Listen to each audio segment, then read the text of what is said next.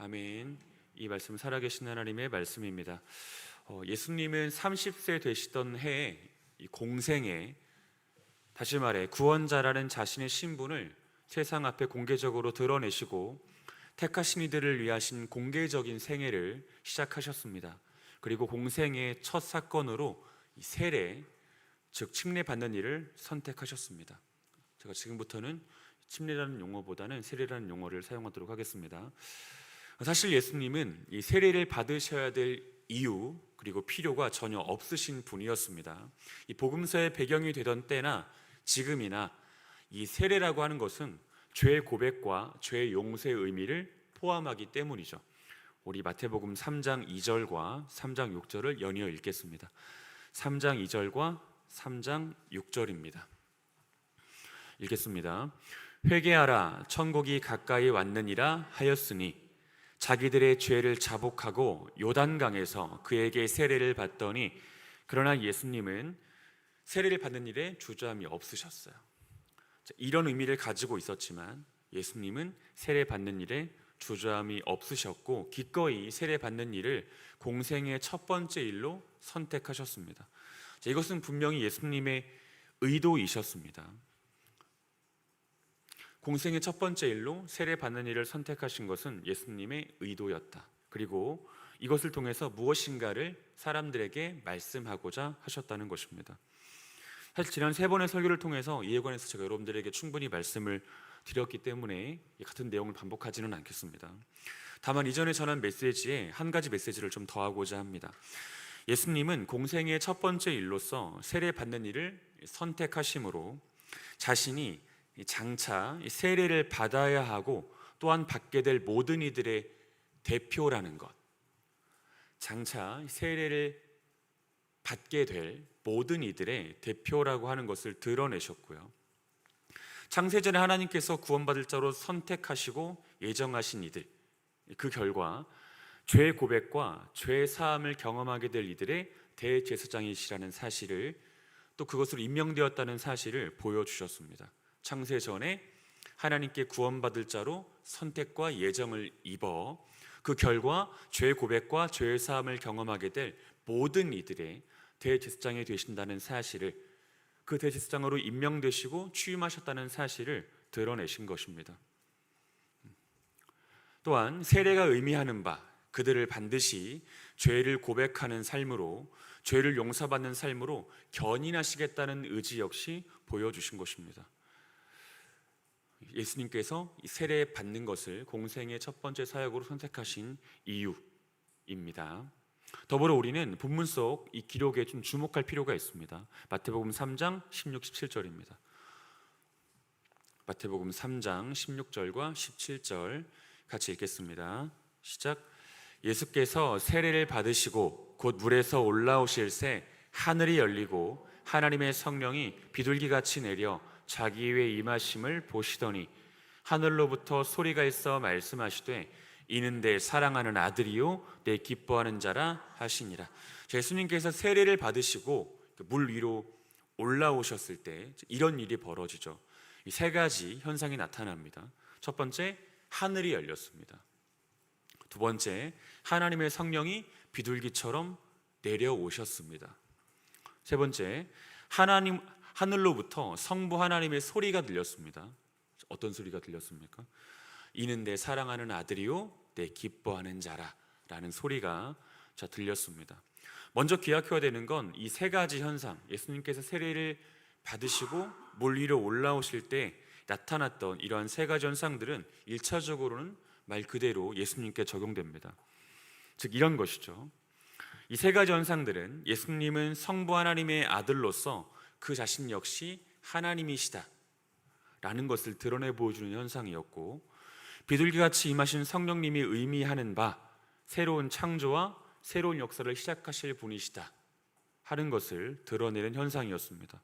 그리고 세 번째, 인간의 죄로 인하여 굳게 닫혔던 하늘문을 여실 분이 바로 예수님이다 라는 사실을 드러내주는 현상이었습니다.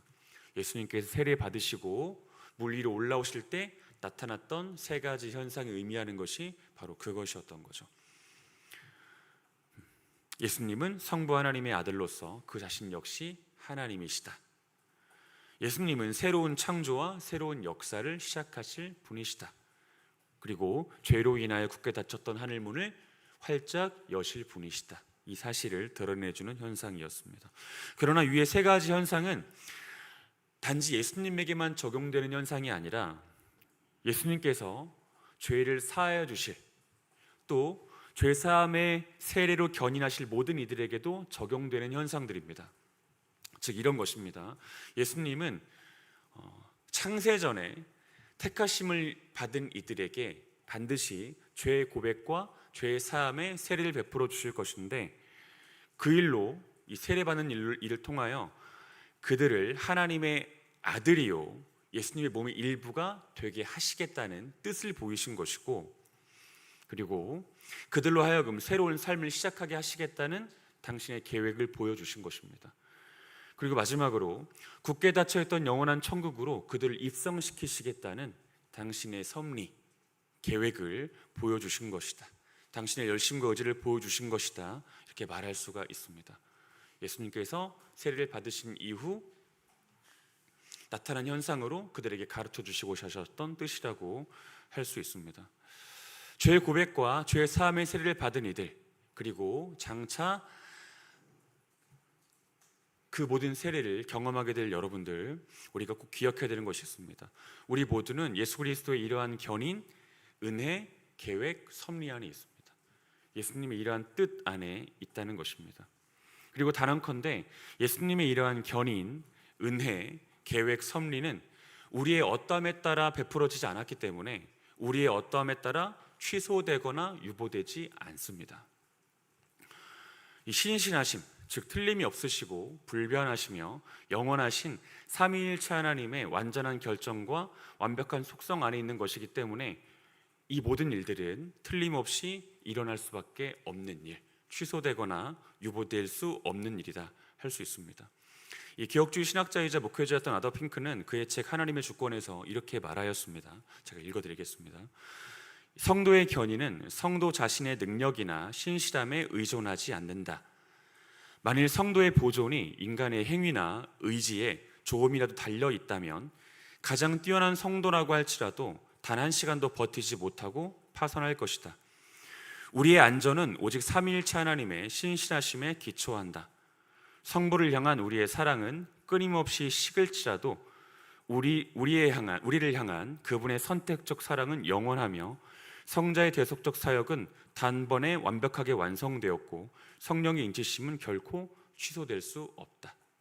우리에게 사실을 기억하면 좋겠습니다.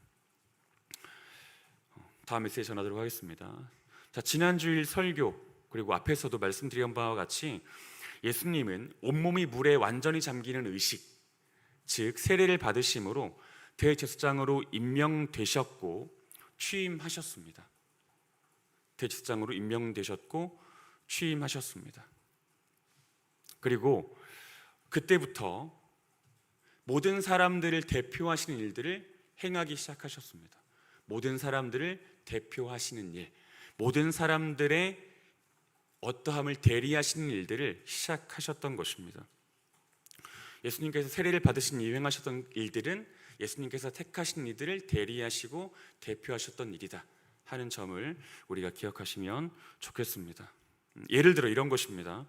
안식일을 비롯하여 각종 절기, 또한 제사 제도를 준수하신 것을 비롯하여 하나님의 모든 율법에 순종하신 것, 그것은 택하신 이들이 하나님의 말씀에 전혀 순종하지 않기 때문에 그들을 대리하여 순종하신 것입니다. 예수님께서 세례를 받으셨고 그 이후에 행하셨던 모든 일들은 택하신 이들을 대리하시고 대신하시는 일이셨는데, 그 일들 중에 안식일을 비롯하여 하나님의 모든 율법에 순종하신 것은 안식일을 비롯하여 하나님의 모든 율법에 전혀 순종하지 못하는 택함 받은 이들을 위한 대리적 순종이었다. 대리적 사역이었다. 그리고 예수님의 그러한 대리적 사역을 통해서 하나님의 율법에 순종하지 않으므로 전혀 의를 확보하지 못하고 획득하지 못했던 사람들이 의를 획득하게 되었습니다. 의를. 또 공생의 마지막 순간에 겪으셨던 일, 어떤 일을 겪으셨죠? 공생의 마지막 순간에 나무에 달려 죽으시는 수치와 죽음 겪으셨잖아요. 자, 이 사건도 하나님의 모든 율법에 단 하나도 순종하지 못하여 나무에 달려 죽어야만 하는 그 수치를 경험해야 되는 이들을 위한 대리적인 순종이었습니다. 대리적인 순종. 그리고 예수님의 그러한 대리적인 순종으로 인하여 죄인들은 더 이상 나무에 달려 죽는 수치와 죽음을 경험하지 않을 수 있게 되었습니다. 그리고 우리가 오늘 바라보는 본문의 두 번째 스토리 역시 같은 의미로 우리가 이해해 볼 필요가 있습니다. 우리 본문 4장 1절과 2절을 같이 읽어보도록 하겠습니다. 4장 1절과 2절입니다. 읽겠습니다. 시작.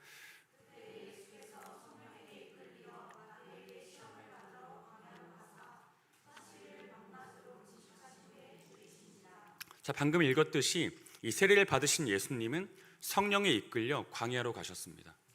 이 성령에 이끌려 광야로 가셨습니다. 그리고 그곳에서 40일 금식하셨고 마귀에게 시험을 받으셨습니다.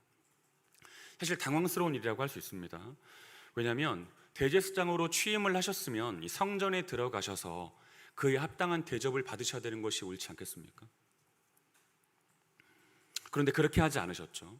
험악한 광야로 가셨습니다. 당황스러운 일이죠. 그리고 거기서 40일 동안이나 금식하셨습니다.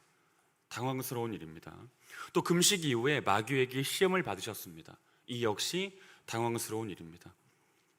그리고 결정적으로 이 모든 일이 비둘기처럼 임하신 성령님의 이끄심 속에서 일어났습니다. 이 역시 당황스럽습니다. 당황스러운 것 투성인 것이죠. 대제사장으로 취임하셨으면 성전에 들어가셔서 그에 합당한 대접을 받으셔야 되는데 험악한 광야로 가신 것 당황스럽고, 그곳에서 40일 동안 금식하신 것 당황스럽고, 금식하신 이후 마귀에게 시험을 받으신 것 당황스럽고, 결정적으로 이 모든 일이 성령님이 인도하심 속에서 일어났다는 것도 당황스러웠습니다.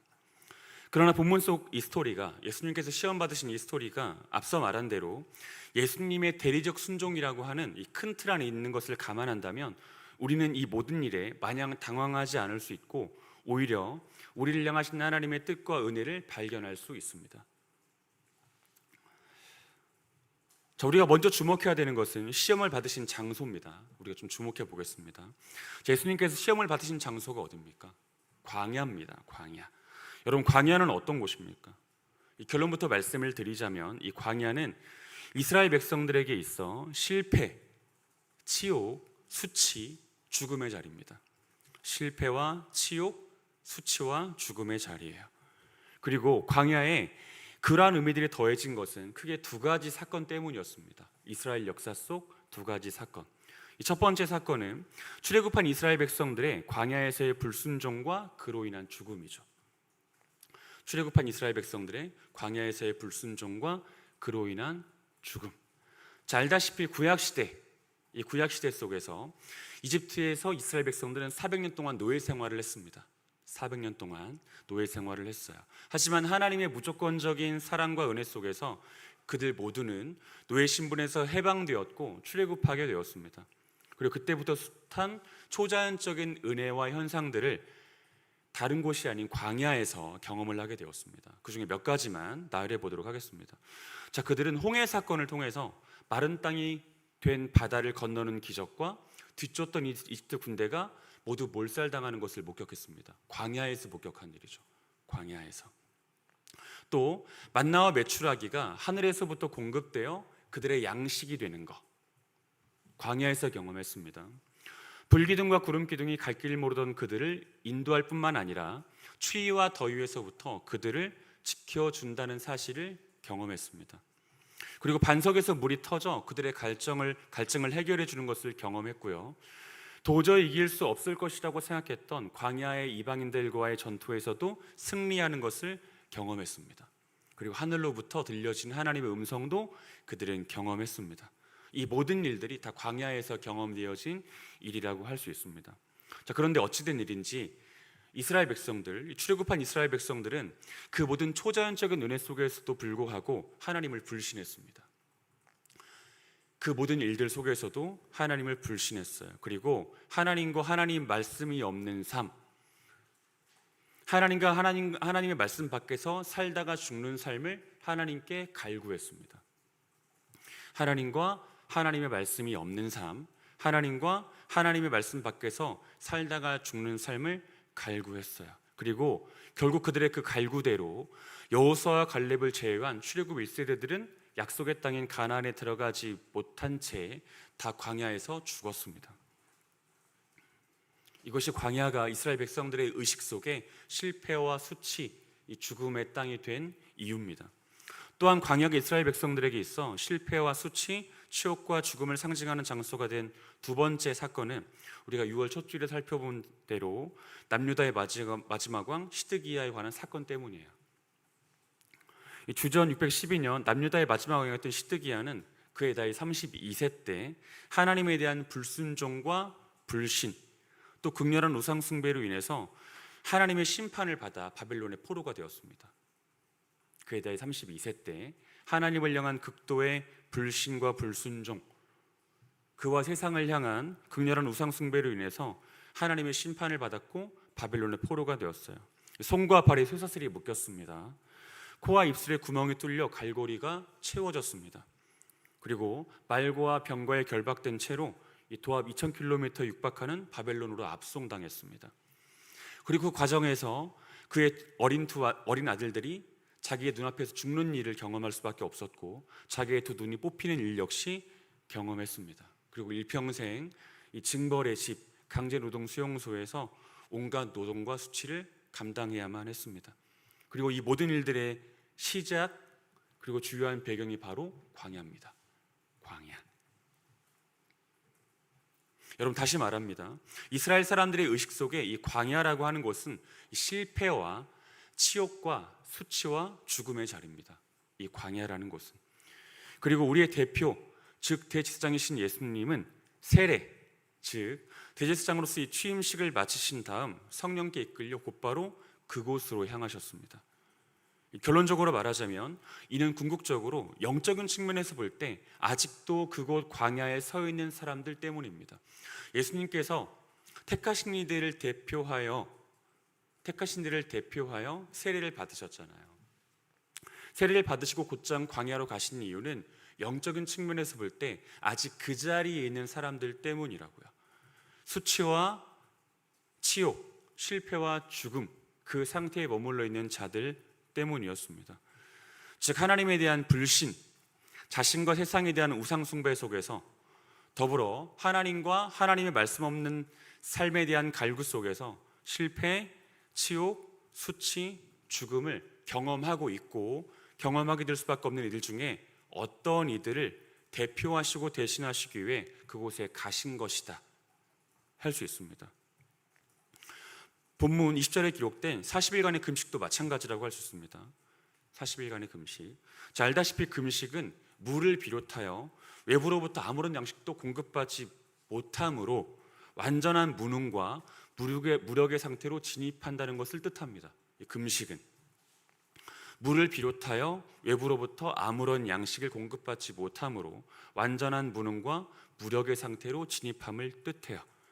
그리고 예수님은 이러한 금식을 장장 40일 동안이나 지속하심으로써 하나님과 하나님의 말씀을 의도적으로 거절함으로, 즉 구원, 생명에 관해 아무것도 공급받지 못하게 된 이들, 그리하여 하나님과 구원, 생명에 관하여 전적으로 무력해진 이들 중에 어떤 이들을 자신이 대표하시고 그들의 대제사장이 되사 그들을 위해 대리적인 일을 감당하시겠다는 뜻을 자신의 금식을 통해 보여주신 것입니다.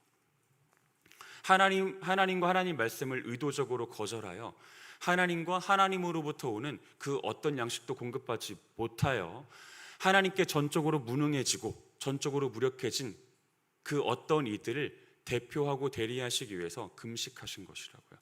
그런 뜻을 보여주시기 위해서. 자, 그렇다면 예수님께서 광야에 서 있는 이들, 즉 실패와 치욕, 수치와 죽음을 자기의 운명으로 받아들여야 되는 이들 중에 어떤 이들, 하나님과 구원, 생명에 관하여 전적으로 무능해지고 무력해진 이들 중에 어떤 이들을 위해 대리 및 대신하신 일은 무엇일까? 자, 그들을 대리하시고 대신하시기 위해 광야로 가신 것이고 금식하신 것인데, 그렇다면 예수님께서 그들을 위해 대리하시고자 하신 일과 대리하신 일은 무엇일까? 같이 살펴보도록 하겠습니다. 우리 4장 3절부터 10절입니다. 4장 3절부터 10절 같이 읽겠습니다. 시작.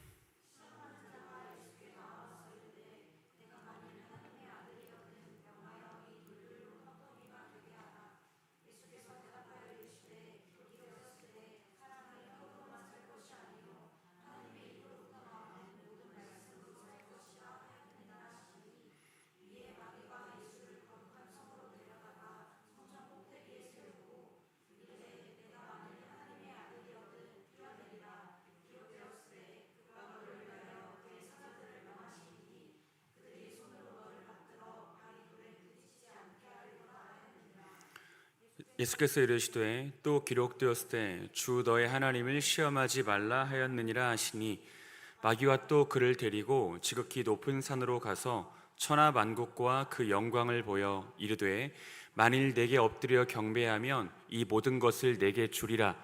이 예수께서 말씀하시되 사탄아 물러가라. 기록되었으되 주 너의 하나님께 경배하고 다만 그를 섬기라 하였느니라. 자, 예수님은 마귀에게 총 3번의 시험을 당하셨습니다. 그리고 시험의 내용은 다음과 같죠. 첫 번째 시험 어떤 시험이었습니까? 이 3절에 기록된 바 돌이 떡이 되게 하여 육신의 배고픔을 달래라는 시험이었죠. 첫 번째 시험입니다. 돌이 떡이 되게 하여 육신의 배고픔을 달래라는 거, 첫 번째 시험이었고, 두 번째 시험 5절과 6절에 기록된 바 예루살렘 성전 꼭대기에 서고 그 위에 뛰어내리나 하나님이 너를 받들어 죽지 않게 하시는 것, 그리고 그것을 통해 네가 성전 되신 하나님의 머리 위에 있는 존재, 즉 하나님보다 높은 존재이며 하나님을 너의 생명을 위한 대기조로 언제든지 호출할 수 있다는 것을 보이라는 시험이었습니다. 이 시험은. 그리고 8절 9절의 세 번째 시험은 8절 9절에 기록된 바 마귀에게 절하여 세상의 영광을 취하라는 시험이었죠. 3가지 시험. 첫 번째 시험은 돌이 떡이 되게 하여 육신의 배고픔을 달래라는 시험이었고, 두 번째 시험은 예루살렘 성전 꼭대기에 서고 그 위에 뛰어내리지만 하나님이 너를 받드는 것을 통해서 네가 하나님 머리 위에 있는 존재, 하나님보다 높은 존재이고 너는 언제든지 그 하나님을 너의 생명을 위해 호출할 수 있다는 것을 보이라는 시험이었습니다. 그리고 세 번째 시험은 마귀에게 절하여 그러한 방식으로 세상 영광을 취하라는 시험이었습니다. 3가지 시험. 사실 이에 관해서 우리는 많은 메시지를 발견할 수 있지만 오늘은 한 가지만 말씀드리도록 하겠습니다. 여러분 잘 들으십시오. 자, 마귀가 예수님께 걸어온 이 모든 시험들은 이 땅의 모든 사람들이 넘어졌던 시험이고요, 넘어지고 있는 시험이며 넘어지게 될 시험입니다. 마귀가 예수님께 걸었던 이 3가지 시험은 그런 시험이에요. 즉 첫 번째 시험은, 이 먹을 것에 대한 시험은 인류의 첫 조상인 아담이 선악과 앞에서 너무나 맥없이 넘어진 시험이었죠. 첫 번째 시험은요. 또 두 번째 시험과 세 번째 시험, 즉 예루살렘 성전 꼭대기에 서고 그 위에 뛰어내리지만 하나님이 너를 받들어 죽지 않게 하시는 것을 통해서 네가 하나님의 머리 위에 있는 존재, 하나님보다 높은 존재이며 하나님을 너의 생명과 안전을 위한 대기조로 언제든지 호출할 수 있고 사용할 수 있다는 놀라운 존재, 네가 바로 그런 존재라고 하는 것을 드러내라는 시험, 또 마귀에게 절하는 방식, 즉 하나님과 하나님 말씀을 버리는 방식으로 세상 영광과 욕망을 성취하라는 시험은 아담의 모든 후손들이 여전히 날마다 넘어지고 자빠지는 시험입니다. 이 모든 시험은요. 그리고 이 모든 시험은 이곳에 있는 우리 모두에게도 해당되는 시험이고요, 우리 모두가 다 넘어지고 있는 시험들이죠. 여러분 가만히 잘 한번 생각해 보십시오. 우리는 영적인 배고픔과 필요가 아닌 육신의 필요와 배고픔에만 집중하라는 마귀의 시험에 날마다 넘어집니다. 영적인 필요, 영적인 배고픔에는 집중하지 말고 육적인 필요와 육적인 배고픔에만 집중하라는 마귀의 시험에 날마다 넘어져요.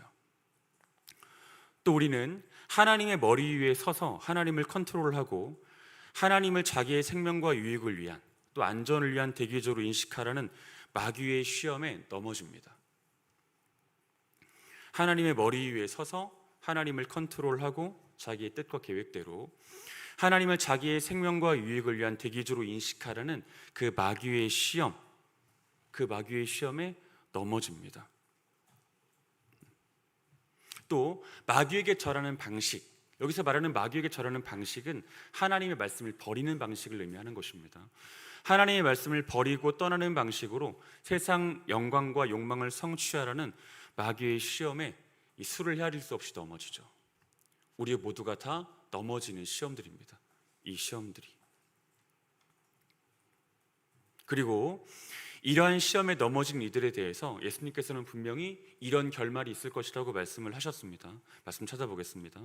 마태복음 13장 39절부터 42절입니다.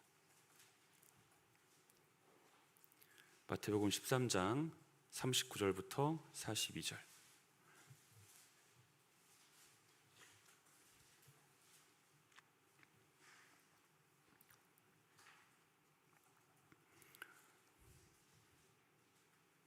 같이 읽겠습니다. 시작. 가라지를 뿌리는 원수는 마귀요, 추수 때는 세상 끝이요, 추수꾼은 천사들이니 그런즉 가라지를 거두어 불에 사르는 것 같이 세상 끝에도 그러하리라. 인자가 그 천사들을 보내리니 그들이 그 나라에서 모든 넘어지게 하는 것과 또 불법을 행하는 자들을 거두어내어 풀무불에 던져 넣으리니 거기서 울며 이를 갈게 되리라. 자, 방금 읽은 39절의 가라지는 마귀의 시험과 유혹에 자기를 내어준 사람들을 가리킵니다.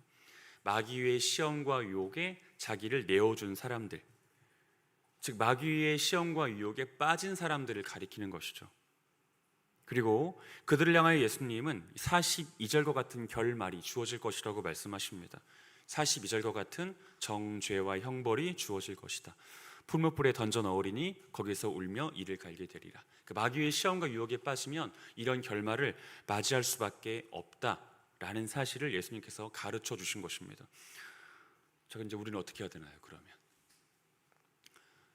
자, 우리는 이 시험에 날마다 넘어지는데 영적인 필요와 영적인 갈급함에는 무관심한 채로 육적인 필요와 갈증에만 집중해라 라고 하는 마귀의 시험에 넘어지고, 하나님의 머리 위에 서서 하나님을 컨트롤하고 너의 생계와 너의 안전을 위해 하나님을 언제든 대기조로 사용해라 라고 하는 시험에 넘어지며, 마귀에게 절하는 방식, 즉 하나님의 말씀을 버리는 방식으로 세상 영광과 욕망을 취하라는 시험에 우리도 날마다 넘어지는데, 그럼 우리는 어떻게 해야 되냐고요? 우리도 42절 같은 이 정죄와 형벌을 받을 수밖에 없는 것입니까? 우리는 어떻게 해야 되나요? 그러면 사랑하는 여러분, 이 성경은 마귀의 시험과 유혹에 자신을 내어준 사람들은 앞서 읽은 것처럼 마태복음 13장 42절의 정죄와 형벌에 처해질 것이라고 기록하고 있습니다. 이 성경은요, 세 가지 시험에 넘어진 사람들, 사실 이 땅에서의 모든 시험이 세 가지 시험 안에 포함되거든요. 이 시험에 넘어진 사람들은 예수님께서 말씀하신 바 모두가 다 마태복음 13장 42절의 정죄 형벌을 받을 것이다. 성경의 기록입니다. 그러나 성경은 그와 동시에 그들 중에 누군가는 하나님의 특별한 선택을 받아 그 정죄와 형벌을 받지 않을 것이라고도 기록합니다. 이 성경의 기록이죠. 그들 중에 어떤 이들은 하나님의 특별한 선택을 받아 마태복음 13장 42절 같은 형벌과 정죄를 받지 않을 것이라고 말해줘요. 그렇다면 그들이 누굽니까? 로마서 8장 1절 보겠습니다. 로마서 8장 1절입니다.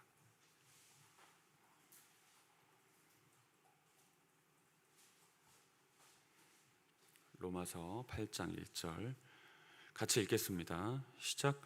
그러므로 이제 그리스도 예수 안에 있는 자에게는 결코 정죄함이 없나니. 자, 그러므로 이제 그리스도 예수 안에 있는 자에게는 결코 정죄함이 없나니. 성경에 기록된 바 그리스도 예수 안에 있는 이들은 비록 그들이 마귀의 시험에 넘어지고 마귀의 유혹에 자빠지나 정죄와 형벌을 받지 않을 것이라고 기록하고 있습니다. 성경의 기록이죠. 성경은 두 가지 사실을 모두 다 기록하고 있는 것입니다. 마귀의 유혹과 마귀의 시험에 넘어지는 자들은 마태복음 13장 42절의 형벌을 받을 것이다. 그러나 그들 중에 어떠한 이들은 그러한 정죄와 형벌을 받지 않게 될 터인데 그들은 바로 로마서 8장 1절에 기록된 바 그리스도 예수 안에 있는 자들이다. 성경의 기록입니다. 자, 그렇다면 그리스도 예수 안에 있는 자들은 어떤 자들인가요? 그리스도 예수 안에 있는 자들. 그리스도 예수 안에 있는 자들은 예수 그리스도께서 자기 자신에게 강권적으로 편입시킨 사람들입니다. 그리스도 예수 안에 있는 자들은 예수 그리스도께서 매우 강권적으로 자기 자신 안에 편입시킨 사람들이에요. 자기 자신 안에 편입시킨 사람들. 조금 더 구체적으로 말하면 예수 그리스도께서 공생의 기간 동안 이루신 세례 이후죠. 공생의 기간 동안 이루신 모든 일과 그 일의 결과에 편입된 사람들입니다. 예수 그리스도 안에 있는 사람들은요. 그리스도 예수 안에 있는 사람들은 예수 그리스도 안에 편입된 사람들, 예수님께서 공생의 이후 이루신 모든 일들과 그 일의 결과에 편입된 사람들, 그리고 그 열매와 결과로 예수님을 자신의 대표요 대제사장으로 모셔드린 사람들, 이런 사람들이 바로 그리스도 예수 안에 있는 사람들이에요. 예수님께서 자기 자신 안에 강제적으로 편입시킨 사람들, 예수님께서 공생의 기간 이후에 이루신 그 모든 일과 그 일의 결과로 편입된 사람들, 그리고 그 열매로 인하여 예수님을 자신의 대표요 대제사장으로 인정한 사람들이 바로 그리스도 예수 안에 있는 사람들, 그리스도 예수 안에 있는 사람들입니다. 그리고 만일 우리가 그런 사람들이라면, 즉 그리스도 예수 안에 있는 사람들이라면 우리 역시 마귀의 유혹과 시험에 넘어지고 자빠지기 일쑤라고 할지라도 마태복음 13장 42절의 형벌과 정죄를 받지 않게 되는 것입니다. 우리가 그런 사람들이라면, 우리가 예수 그리스도를 자신의 대표요 대제사장으로 인정하는 사람들이라면. 사랑하는 여러분, 다시 말합니다. 그리스도 예수 안에 있다는 것, 그것은 예수 그리스도께서 자기 자신 안에 강제적으로 편입시킨 사람들입니다. 강권적으로 편입시킨 사람들. 그리고 그들은 예수님께서 공생애 동안 이루신 모든 일과 그 결과에 편입된 사람들입니다. 그리고 그들이 편입된 일과 결과가 오늘 본문이에요. 그 일과 그 결과가 오늘 본문, 예수님께서 시험 받으신 일이고요. 또한 본문 11절입니다. 같이 읽겠습니다. 본문 11절 읽겠습니다. 읽습니다. 시작. 이에 마귀는 예수를 떠나고 천사들이 나와서 수종드니라. 예수님께서 시험에 승리하신 기록이죠. 시험에 승리하신 기록. 시험 받으셨고 시험에 승리하셨고 그 일에 관한 기록이 11절의 기록입니다. 여러분, 그리스도 예수 안에 있는 사람들은 예수 그리스도께서 이루신 이 시험에 관한 승리에 편입되었습니다. 예수님께서 이루신 이 시험에 관한 승리에 편입된 사람들이에요. 그리고 그로 인해서 그가 이 땅에서 마귀의 시험과 유혹, 그 시험과 유혹에 넘어졌다고 할지라도 정죄를 받지 않습니다. 그 승리 안에 이미 편입되어 있는 상태이기 때문에, 예수 그리스도께서 시험에 승리하셨는데 그 시험에 관한 승리에 이미 그 자신이 편입되어 있기 때문에 그가 이 땅에서 시험에 넘어지고 시험에 자빠진다고 하더라도 마태복음 13장 42절의 정죄와 형벌을 받지 않게 되는 것입니다. 여러분들이 그리스도 예수 안에 있는 사람들이라면 이렇게 되는 거죠. 저는 오늘 팀 켈러라는 목사님이 사용하신 표현 중에 어떤 표현을 인용하면서 설교를 좀 맺으려고 합니다. 자, 사랑하는 여러분, 우리는 예수 그리스도 안에 있습니다. 그리고 예수 그리스도께서 공생의 기간 동안 이루신 그 모든 일들과 그 모든 일들의 결과에 우리는 강권적으로 편입되어 있습니다. 즉 우리는 마귀의 시험에 완벽히 승리하신 예수님의 승리 안에 있는 것입니다. 명심하셔야 됩니다. 예수님은 우리를 대신하여 마귀에게 대리적인 시험을 당하셨고 끝내 그 모든 시험에 대해 대리적인 승리를 이루셨습니다. 그리고 당신의 승리의 이력서에 자기 자신의 사진뿐만 아니라 우리의 사진을 붙여주셨고, 자신의 이름만이 아니라 우리의 이름도 기록해 주셨습니다. 그리고 우리 대신 우리의 이력서를 성부 하나님께 제출해 주셨습니다. 그러므로 이제 우리에게는 결코 정죄함이 없습니다. 이 위대한 대리적 승리의 은혜와 결과 속에서 우린 날마다 하나님을 찬송할 수 있습니다. 꼭 기억하시면 좋겠습니다. 이 사실을 잊지 않는 우리 모두가 되길 간절히 소원합니다. 우리 같이 이 시간 한 가지 기도하도록 하겠습니다.